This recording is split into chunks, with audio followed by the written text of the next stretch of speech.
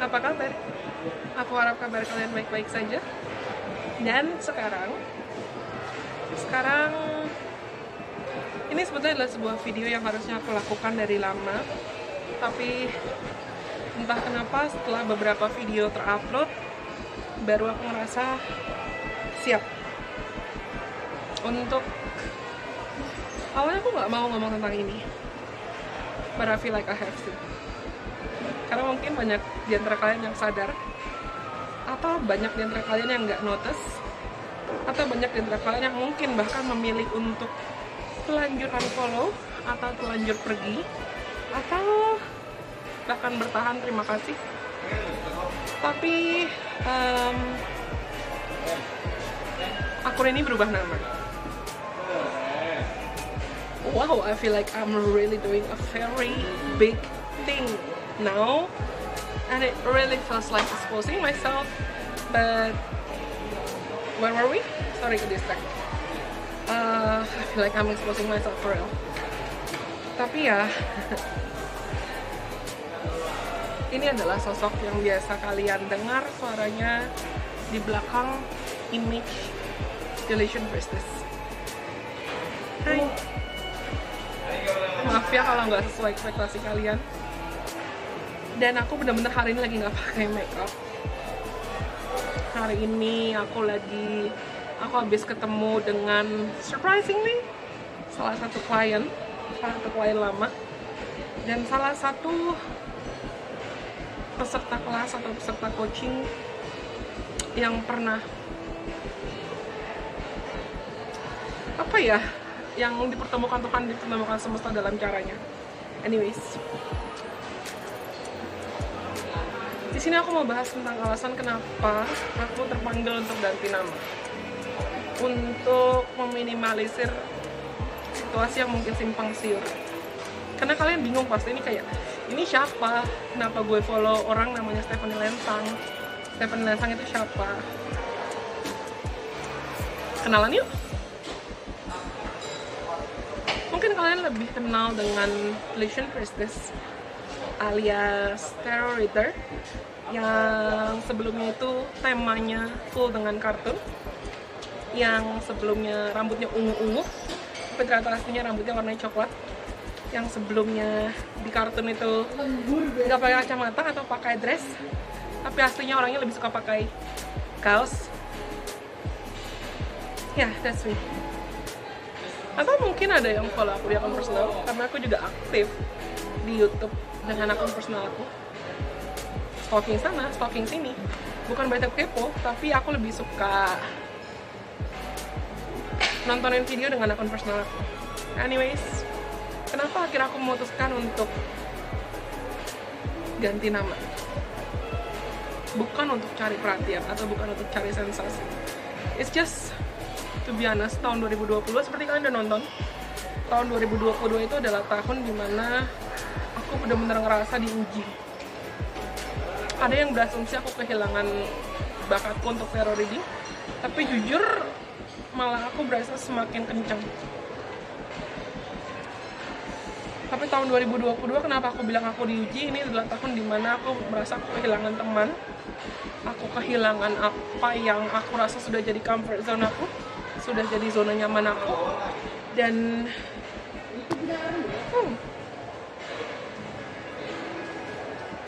tapi kalau dibilang kehilangan juga nggak kehilangan sih, karena aku merasa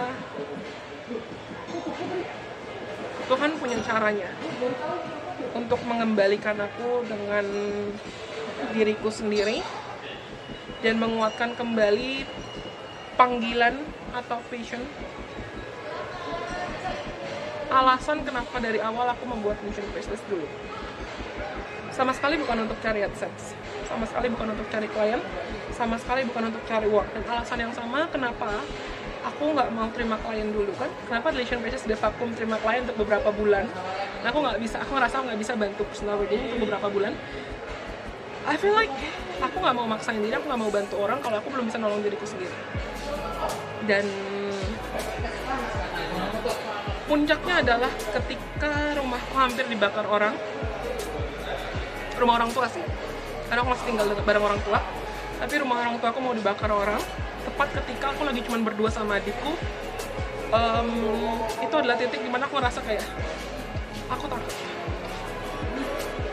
aku takut, bukan takut mati. Karena jujur, mungkin kita bisa sharing lain kesempatan. Sebelum ada Delusion Prestige, aku jujur merasa Delusion Prestige dan image Delusion Prestige serta kehadiran teman-teman semuanya di sini itu adalah penyelamat buat aku. Kalau banyak yang komen kehadiran Delusion Prestige itu bantu kalian, honestly, I feel like kalian yang bantu aku. Kalian yang nolong aku untuk bisa tiba di titik dimana aku berada sekarang. Aku mau nangis ngomong ini, tapi ya for real. Aku rasa kalian yang di sini bukan cuma sebagai subscribers atau bukan cuma sebagai followers. Aku berasa mungkin kalian adalah bagian dari caranya Tuhan nolong aku untuk berada tiba di titik aku berada sekarang. Dan mungkin akan terkesan egois buat beberapa orang, tapi aku merasa aku nggak bisa bertahan sebagai The Delusion Prestige selamanya. I mean, untuk saat ini, setelah rumah aku mau dibakar oleh orang yang jujur aku nggak kenal, itu adalah titik dimana aku ngerasa, oh by the way, you can call me Stephanie, atau you can call me Fanny, atau Steph, atau terserah mau panggil aku apa. Tapi kita bertransisi bersama-sama ya, mengubah image Delusion Prestige yang sebetulnya adalah aku ke terserah deh kalian mau panggil aku apa. Tapi aku di sini, aku ngerasa kalau aku bertahan dalam kotak atau dalam image Delusion Prestige, ruang gerakku malah akan terbatas. Ruang gerak untuk apa? Bukan untuk sebagai hanya terror reader. Dan aku nggak mau cuma di label sebagai terror reader karena bukannya aku merasa image atau peran terror reader itu degrading ya, tapi aku nggak mau sampai kemampuanku atau bakatku hanya terfokus pada hal-hal tertentu atau zona-zona tertentu.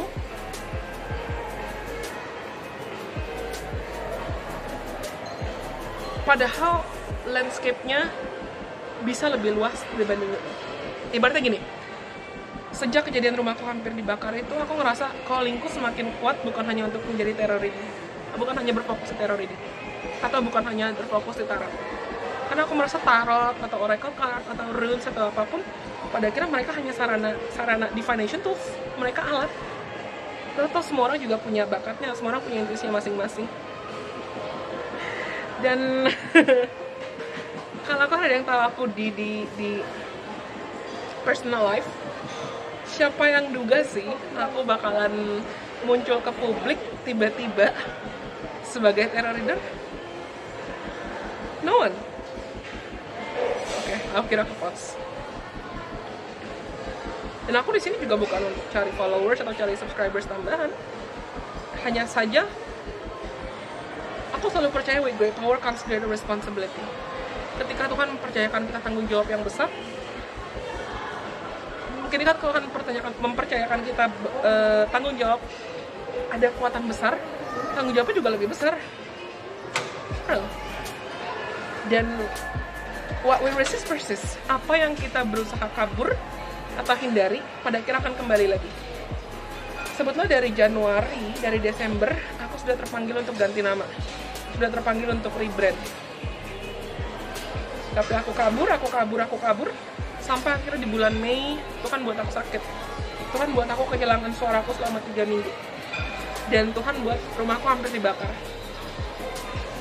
Dan aku itu benar-benar, I was close enough to be killed. I was close enough from being killed. Coba aku telat bangun 5 menit lagi, mungkin aku nggak ada di sini. Dan alasan kenapa aku akhirnya memutuskan untuk, oke, Tuhan terserah. Dan aku sadar, dengan aku dibikin sakit dan dengan aku hampir terbunuh, itu adalah kondisi dimana aku sadar, oke, aku nggak bisa kabur. Kalau memang ini panggilan dan ini cara Tuhan mau pakai aku untuk jadi messenger buat beliau dalam cara apapun, entah nantinya pakai teror atau tidak, yang aku sadari adalah aku nggak bisa kabur.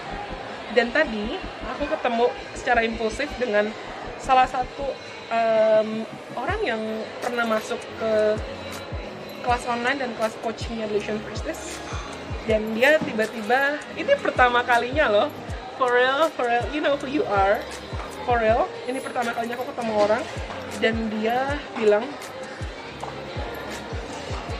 kita nggak akan bisa kabur dari apa yang sebetulnya perlu kita lakukan. Awalnya kita sharing banyak hal, tentang masalah hidup, tentang cerita hidup, tapi akhirnya aku sadar, kenapa Tuhan kirim dia. Karena aku harus klarifikasi hal ini, dan aku nggak bisa kabur selamanya. Aku nggak bisa ngumpet di balik image dan berusaha beranggapan kalau Illusion Priestess tidak pernah ada.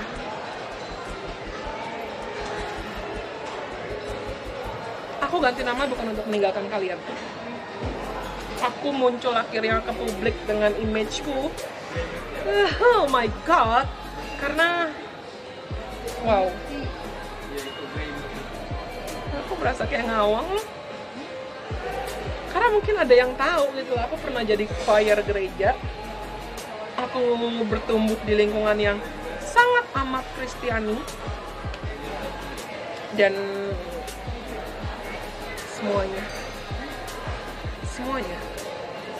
tapi tiba-tiba boom, hai.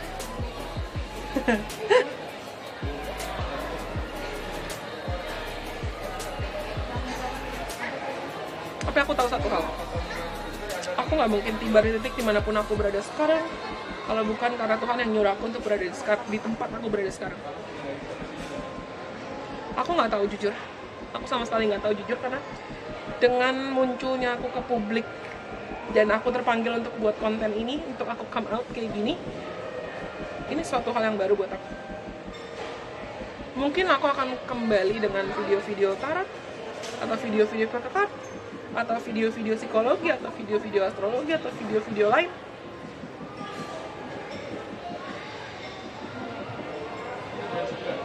Karena yang aku tahu sekarang itu adalah dari Januari panggilannya sekuat itu untuk aku muncul ke publik, untuk aku menunjukkan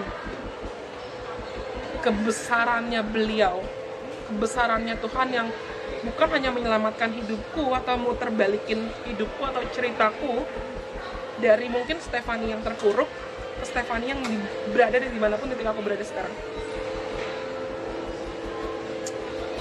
Dan ya, seperti aku bilang tadi, kita mulai dari nol, kita kenalan lagi. Semoga nggak mengecewakan buat kalian, karena ya, this is me, hi. Dan alasan kenapa aku sampai saat ini archive beberapa konten adalah karena aku nggak mau, ibaratnya gini, oke, konten entertainment itu fun, aku nggak mau, ibaratnya gini, aku nggak mau kalian ketergantungan dengan tarot, karena lagi-lagi tarot itu hanya alat, mereka tools, sama seperti oracle cards dan lain sebagainya. Aku mau kedepannya, entah teman-teman yang sudah follow aku dari Illusion Priestess atau gimana, aku mau kita sama-sama bertumbuh. Aku nggak mau sukses sendirian, aku nggak mau berhasil sendirian, aku mau kita sama-sama healing, aku mau kita sama-sama bertumbuh, aku mau kita sama-sama bahagia. Dan semoga keberadaanku nanti ke depannya, sebagai siapapun aku, dengan cara apapun Tuhan mau aku berbicara, itu bukan hanya bisa jadi sarana berkat buatku, tapi bisa jadi sarana berkat juga buat kalian. Oke, udah mau 15 menit. Aku harap kalian gak marah, dan aku harap kalian gak benci, dan aku harap kalian gak kaget dengan tiba-tiba The Illusion Priestess aka Stephanie yang muncul ke publik. Yang aku harapkan adalah kemanapun nanti Tuhan bawa kita tetap bisa terus jadi sarana berkat, sarana cinta kasih, dan sarana kebaikan. Sampai kita bertemu lagi di kesempatan. Bye bye, God bless, I love you.